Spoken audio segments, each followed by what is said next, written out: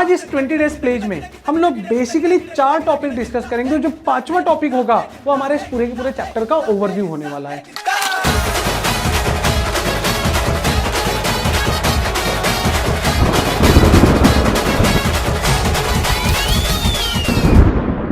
तो सबसे पहले टॉपिक नंबर 1 जिसकी मैं स्टार्टिंग करने जा रहा हूं वो टॉपिक है भाई board meeting. And board meeting के साथ साथ हम लोग शेयर होल्डर्स की मीटिंग की भी यहां पर बात करने वाले हैं। देखो यार भाइयों, कंपनी वगैरह इनकॉर्पोरेट कर ली है, तुम लोगों ने इतने सारे डॉक्यूमेंट्स अरेंज किए, इनकॉर्पोरेशन किया, फॉर्मेशन किया, कंपनी में बोर्ड ऑफ डायरेक्टर्स को अपॉइंट किया, शेयर होल्डर्स के थ्रू पैसा कलेक्ट किया, तो यार अब उनको इतनी सारी चीजें करवा के यार मिला विला भी लो यार, उनके साथ मीटिंग्स भी कर लो। ऐसा थोड़ी कि भाई कंपनी बना ली है और बस नाम के लिए कंपनी ऑन पेपर बना ली, लोगों से पैसा खींच लिया, लोगों से पैसा हेल्ड लिया और आराम से बोले वहां पे गोवा में जाके, बैंकॉक में जाके, थाईलैंड में जाके पार्टियां कर रहे हैं। क्या इसलिए कंपनी इनकॉर्पोरेट करोगे क्या तुम लोग? भाई कंपनी इनकॉर्पोरेट की जाती है एक विजन के साथ में, एक ऑब्जेक्टिव के साथ में, एक मिशन के साथ में, जिसके थ्रू शेयर होल्डर्स को लगता है भाई कि इस कंपनी में एक्चुअल में पैसा लगाना चाहिए, क्योंकि इस कंपनी में पैसा लगाना बोले प्रॉफिटेबल हो सकता है।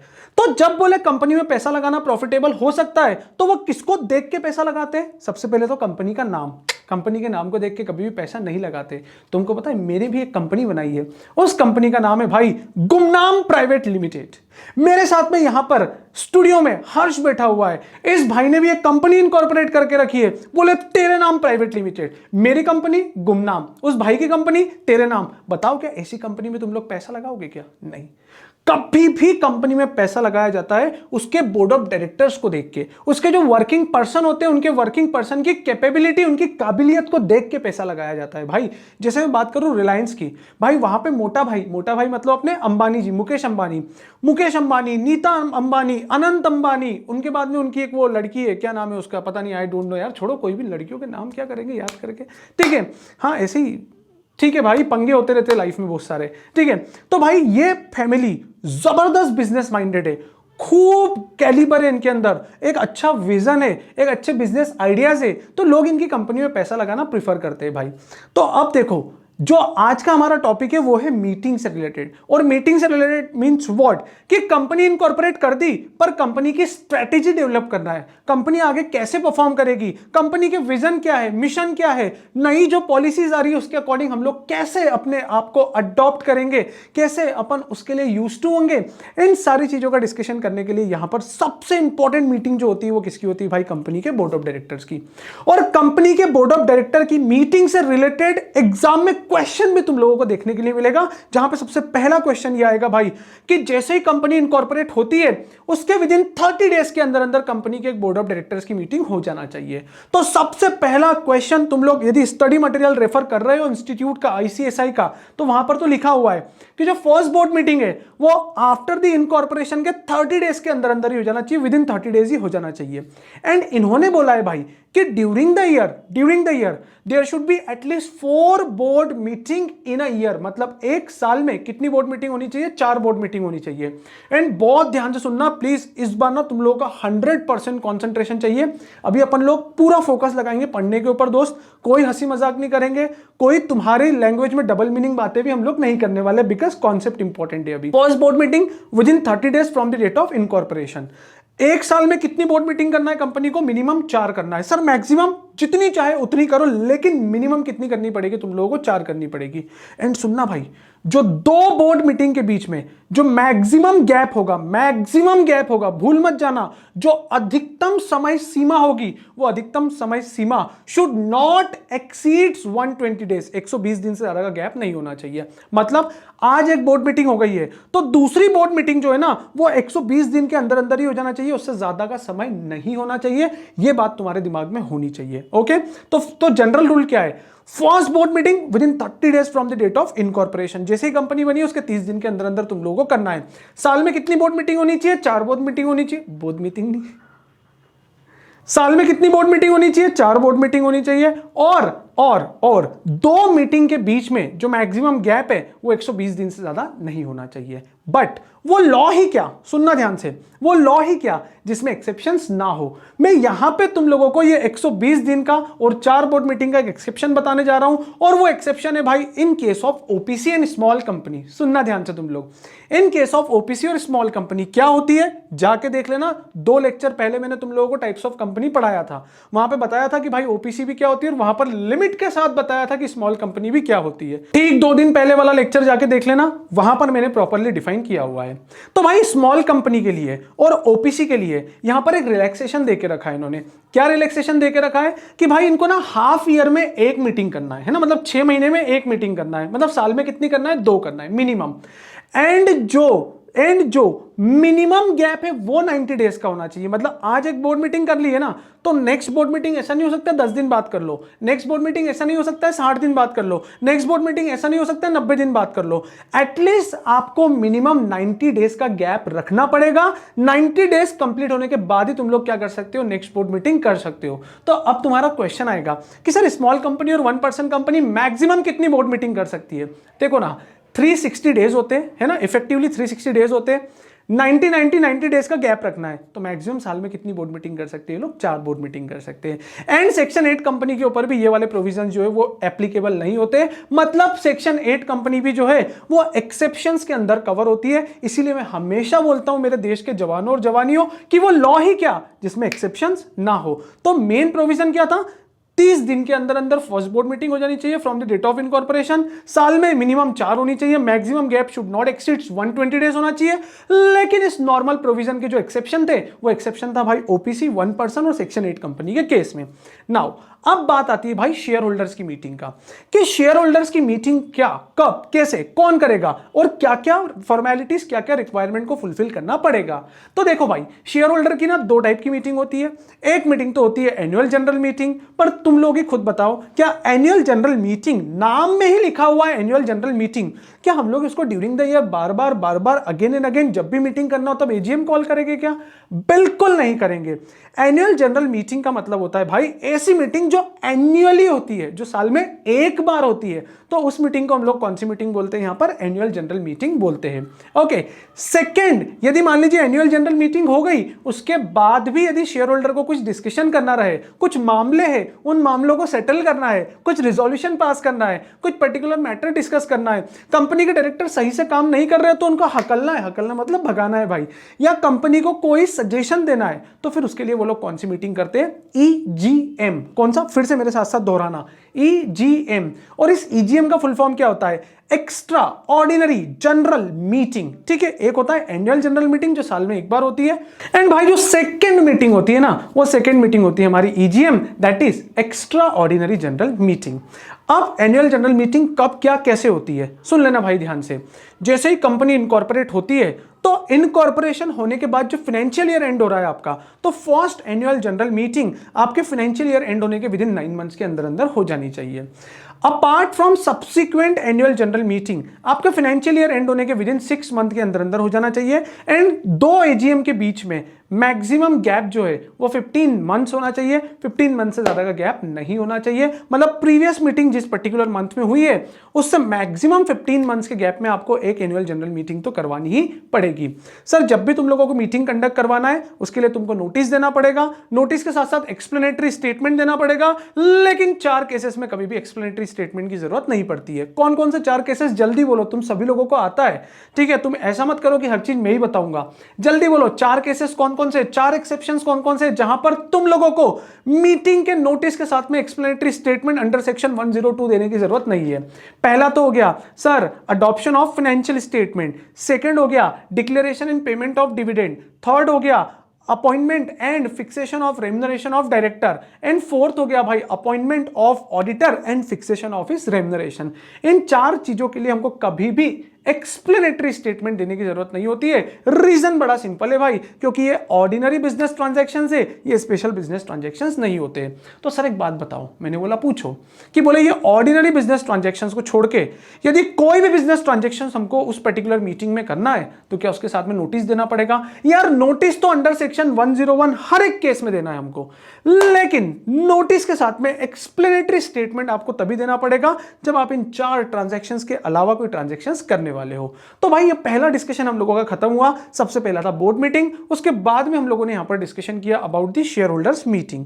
सेकेंड टॉपिक जो हम लोगों को पढ़ना है, this is something going to be very very important. आप लोगों के लिए एक नया कॉन्सेप्ट है, कुछ अच्छा सीखने के लिए मिलेगा, और ये कहीं ना कहीं कंपनी के डिसएडवांटेजेस वाले वीडियो में हम लोगों ने देखा था, जो तुम्हारा इस 20 डेज प्लेज में इस चैप्टर का सबसे फर्स्ट वीडियो था। यदि भूल गए हो डिसएडवांटेजेस, उस वीडियो में जाके देख लेना। मेरे ख्याल से वो थर्ड वीडियो, मतलब अभी से 3 वीडियो पहले वाला जो वीडियो था, वो डिसएडवांटेजेस ऑफ द कंपनी का था। अब सुनना भाई, ये कॉर्पोरेट सोशल रिस्पॉन्सिबिलिटीज क्या होता है। हम लोग बचपन से ना एक बात सुनते आते हैं, बोले देश हमें देता है सब कुछ, हम भी तो कुछ देना सीखे। मतलब इसका तात्पर्य ये है भाई, यहां पे हमारे उस कवि का आशय ये है, कवि इन पंक्तियों के थ्रू हमसे यह कहना चाहता है कि भाई इस देश ने तुमको हवा दी, इस देश ने तुमको पानी दिया, इस देश ने तुमको एटमॉस्फेयर दिया, इस देश ने तुमको एम्प्लॉय प्रोवाइड किए, इस देश की जनता ने तुम्हारी फैक्ट्रियों से निकलने वाले धुएं को सूंघा है। ऐसे जबरदस्ती जाके ऐसा नहीं किया है, ठीक है। अदरवाइज तुम बोलो धुआं सूंघा है मतलब सर ये बोलना चाह रहे, नहीं, मैं बोल रहा हूं भाई कि आपने पैसा कमाने के लिए फैक्ट्रियों को दिन दोगुनी रात चौगुनी गतियों से चलाया, फैक्ट्री से धुआं निकला, वो धुआं पूरे एनवायरनमेंट में मिक्स होके तुम्हारे अंदर गया है, सोसाइटी के अंदर गया है, सोसाइटी ने वो दर्द भी सह लिया भाई। लेकिन यार कोई भी कितने दर्द सहेगा, कोई कितने दर्द सहेगा भाई। वो तो ये बात हो गई कि खूब करता है वो मेरे जख्मों का इलाज। क्या बोल रही है पता है सोसाइटी, खूब करता है वो मेरे जख्मों का इलाज, पहले थोड़ा खुरद लेता है, फिर बोलता है ठीक होने में थोड़ा वक्त लगेगा।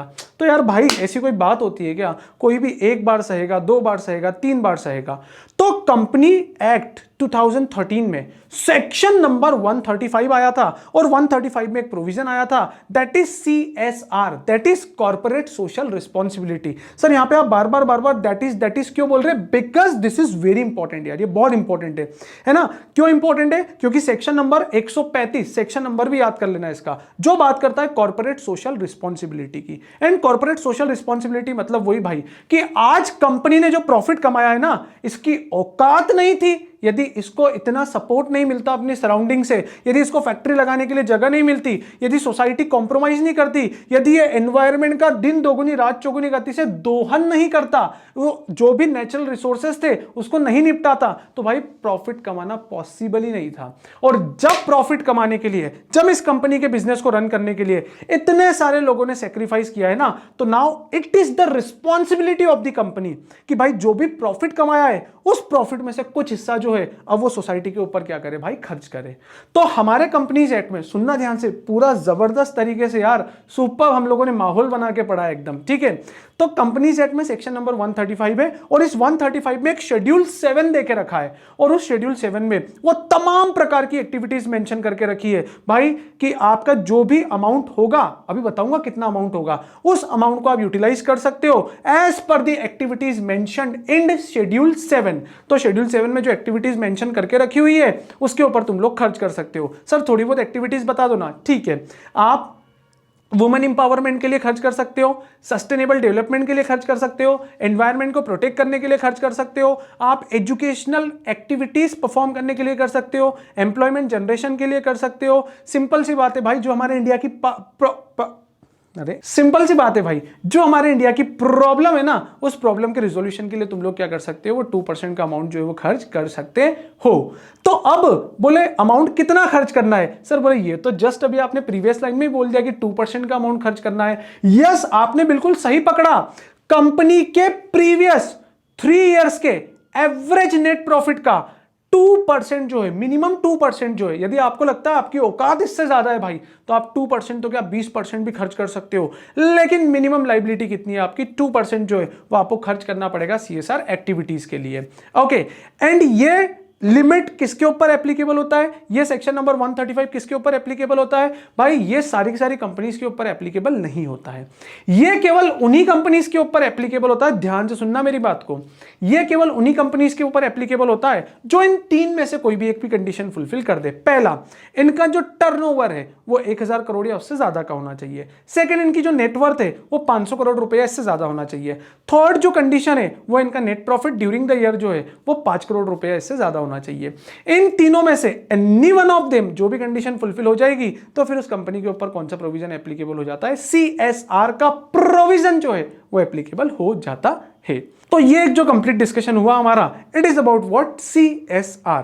नाउ अब दो छोटे छोटे से टॉपिक है भाई हमारे पास में। पहला टॉपिक जो आता है हमारे पास में छोटे छोटे टॉपिक की कैटेगरी में, दैट इज बिजनेस एथिक्स। भाई ये एथिक्स के बारे में तुम्हें क्या ही बताऊं यार। एथिक्स का मतलब होता है संस्कार, संस्कार का मतलब होता है हमारे अंदर की आवाज, हमारे अंदर की आवाज का मतलब होता है भाई what is right and what is wrong, अच्छे और बुरे के बीच में फर्क करना। अरे ये भी छोड़ो भाई, क्या हमें अंदर से हमारा मॉरली हमको क्या सही लगता है, क्या गलत लगता है, इसी को हम लोग क्या बोलते हैं भाई, एथिक्स बोलते हैं।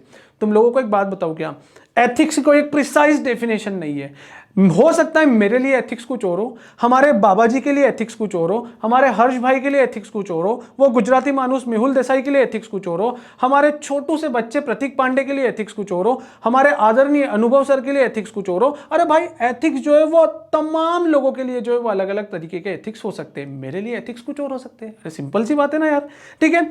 विच is depending upon the person to person, इंसानों के अकॉर्डिंग डिपेंड करता है कि किसके लिए क्या एथिकली सही है और क्या एथिकली गलत है। तो भाई देखो, सबसे इंपॉर्टेंट चीज जो एग्जाम में आ सकती है वो तुम लोगों के साथ में यहां पर डिस्कस करूंगा, बाकी बकवास हम लोग यहां पर नहीं करने वाले।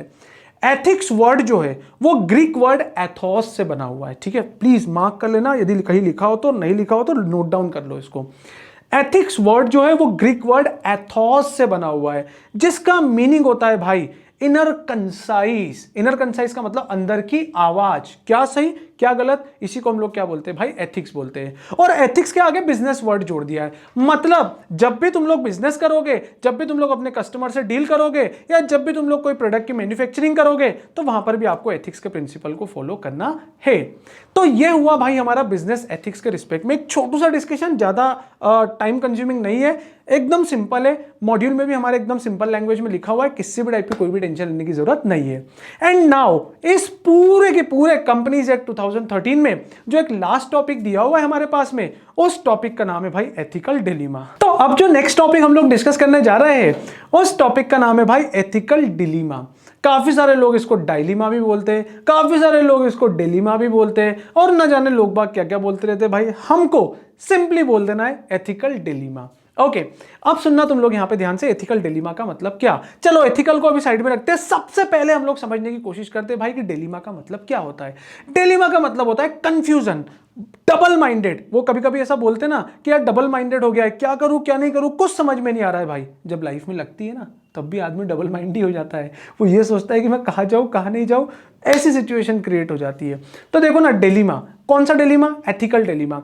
एथिकल डिलीमा का मतलब क्या होता है भाई कि जब भी तुम्हारी लाइफ में कोई कंफ्यूजन वाली सिचुएशन क्रिएट हो जाए कि भाई मैं आखिर में करूं तो क्या करूं, तो उस सिचुएशन को हम लोग क्या बोलते हैं यहां पर, एथिकल डिलीमा। एंड भाई मजे की बात ये यार, कसम से यार, मतलब मां कसम, लिटरली बोल रहा हूं भाई, तुम लोग जब स्टडी मटेरियल देखोगे ना, वहां पे स्टेप्स देके रखिए कि how to resolve ethical dilemma, इस एथिकल डिलीमा को कैसे रिजॉल्व किया जाए। अभी 20 सेकंड पहले मैंने मां की कसम खाई, और मां की कसम खा के बोला भाई कि जिसने ये एथिकल डिलीमा को रिजॉल्व करने की स्टेप लिखी है ना भाई, बिलीव मी, रियल लाइफ में वो खुद उस स्टेप्स को वहां पर अप्लाई नहीं कर पाता होगा जब उसके सामने इस तरीके की कंफ्यूजन की स्थिति आती होगी। देखो साहब, एथिकल डिलीमा को मैं तुम लोगों को एक एग्जांपल के थ्रू समझाता हूं। फॉर एग्जांपल, आपकी एक अच्छी बड़ी कंपनी में सीएस बनने के बाद में नौकरी लग गई है, और आपकी नौकरी लगने के साथ साथ भाई आपकी शादी भी हो गई है, और शादी होने के बाद में ना आपके घर पे आपका एक छोटू सा भैयू है जिसका नाम है चुन्नू, ठीक है। एक तरफ चुन्नू है, दूसरी तरफ आपके ऑफिस में FII that is foreign institutional investors आने वाले थे, और वो फॉरेन इंस्टीट्यूशनल इन्वेस्टर्स आने वाले थे आपकी कंपनी में पैसा इन्वेस्ट करने के लिए, और वो पूरी की पूरी मीटिंग को लीड करने वाले थे आप। तो एक तरफ वो FIIs लैंड करने वाले थे, दूसरी तरफ आपके घर पे आपका छोटू सा चुन्नू था। हुआ क्या कि जिस दिन FIIs आने वाले थे, वो FII लैंड करते हैं, वैसे ही आपके घर से आपकी वाइफ का फोन आता है कि बोले अजी सुनते हो, आज हमारे चुन्नू को बहुत तेज फीवर आ रहा है, और इतना एक्सट्रीम फीवर आ रहा है कि अनकंट्रोलेबल है। भाई अब ना ये डिलीमा अराइज हो गया है कि आप घर पे जाके उस चुन्नू को हॉस्पिटल ले जाओ, या फिर वो जो FIIs जो युगांडा से आ रहे हैं, उन युगांडा से आने वाले FIIs से मिलो। तो अब करें तो क्या करें, यदि घर गए तो वो FIIs की डील कैंसिल हो जाएगी, आपकी कंपनी को नुकसान होगा, हो सकता है वो कंपनी वाले आपको निकाल भी देंगे, आपका करियर बर्बाद हो सकता है। एंड दूसरी तरफ भाई यदि वो चुन्नू को नहीं हॉस्पिटल ले गए तो उस चुन्नू के साथ में कुछ गलत भी हो सकता है, कहीं ना कहीं फैमिली भी नाराज हो सकती है, कहीं ना कहीं जो आपकी नई नवेली शादी हुई थी वो वहां पर आपकी वाइफ आपसे नाराज हो जाए, वो चुन्नू को कल में कुछ हो जाए, तो भाई ऊपर वाले को क्या मुंह दिखाओगे। तो जब भी ऐसी सिचुएशन क्रिएट होती है लाइफ में तो ऐसी सिचुएशंस को बोला जाता है डिलीमा, मतलब कंफ्यूजन। अब बोले how to resolve ethical dilemma, सबसे सिंपल काम, you have to decide priority. आपको प्रायोरिटी डिसाइड कर लेना है कि आपके लिए which one is more important work, कौन सा इंपॉर्टेंट वर्क है। बोलने की बात है, थियोरेटिकली है, प्रैक्टिकल लाइफ में भाई जब भी तुम लोग इस टाइप की सिचुएशन में फंसोगे ना, लग जाते हैं, ठीक है, मतलब समझ ही नहीं आता, संपट ही नहीं पड़ता भाई अपन को, तो ये करे तो क्या करे। फिर उस समय ना हम लोग ना ये कर पाते ना वो कर पाते और सोचते ही रह जाते हैं, ठीक है। एंड सेकेंड इन्होंने क्या बोला है, you have to decide among the two rights and among the two wrong, कि इन दोनों सही और दोनों गलत में से कौन सा ज्यादा सही है और कौन सा ज्यादा गलत है। तो इस बेसिस पे इन्होंने क्या करा है, एथिकल डिलीमा को रिजॉल्व करने की स्टेप्स बताइए। बहुत सिंपल है, हमारे स्टडी मटेरियल में हम लोगों को सारी की सारी चीजें यहां पर मिल जाएगी। एंड लास्ट में तुम लोग देख सकते हो भाई मेरे पास में एक चैप्टर ओवरव्यू करके मैंने एक हेडिंग लिखी हुई है, और इस चैप्टर ओवरव्यू का मतलब क्या है, पूरे की पूरे चैप्टर में अभी तक हम लोगों ने क्या पढ़ा है, मैं तुम लोगों को फटाफट से विद इन 1 to 2 मिनट पूरा की पूरा एक क्विक रिवीजन करवा देता हूं। तो भाई यहां पर हम लोगों ने सबसे पहले लेक्चर में पढ़ा था भाई कि वो कम प्लस पेनिस एक लैटिन वर्ड था, इसके थ्रू कंपनी वर्ड इनकॉर्पोरेट हुआ है। फिर उसके बाद में हम लोगों ने कैरेक्टरिस्टिक्स ऑफ द कंपनी देखा था, फिर हम लोगों ने रेसिडेंस ऑफ द कंपनी देखा था, ये कंपनी कहां की निवासी मानी जाएगी। सिंपल रूल था भाई, किस स्टेट के आरओसी में इनकॉर्पोरेट हुई है वो वहां का जुरिस्डिक्शन उसके ऊपर अप्लाई होने वाला है। फिर उसी के साथ साथ हम लोगों ने डिस्कस किया था कि डिसएडवांटेजेस ऑफ द कंपनीज क्या होते हैं, एंड डिसएडवांटेजेस के बाद में हम लोगों ने कंपनी के बोर्ड ऑफ डायरेक्टर से रिलेटेड बात की थी, फॉर्मेशन इनकॉर्पोरेशन से रिलेटेड बात की थी। फिर हम लोगों ने देखा कहीं ना कहीं पे हमने देखा था भाई कि डायरेक्टर का रोल बहुत इंपॉर्टेंट होता है, तो board of directors, appointment of director, removal of director. फिर board meeting, share holders meeting के बारे में हम लोगों ने काफी डिटेल में प्रोविजन इनफैक्ट इसी वीडियो में डिस्कस किए। फिर हम लोगों ने कॉर्पोरेट सोशल रिस्पॉन्सिबिलिटी भी देखा, एंड हम लोगों ने बिजनेस एथिक्स के बारे में भी बात की। फिर हम लोगों ने सबसे लास्ट में अभी रिसेंटली हम लोगों ने एथिकल डिलीमा के बारे में भी डिस्कशन किया, एंड सबसे इंपॉर्टेंट डिस्कशन जो किया था हम लोगों ने, आई थिंक सो वो सेकंड वीडियो में हुआ था, that is types of companies. And it is very very important, ध्यान से देख लेना यदि तुम लोगों ने वो वीडियो नहीं देखा होगा तो। और इसी के साथ यारो जो जो इंपॉर्टेंट कॉन्सेप्ट थे हमारे इस एलिमेंट ऑफ कंपनी लॉ के, मैंने ट्राई किया है कि ईच एंड एवरी कॉन्सेप्ट को मैं अपने ही फ्लेवर में तुम लोगों के पास में प्रेजेंट कर दूं, जिससे तुम लोग उसको लंबे समय तक याद रख सको।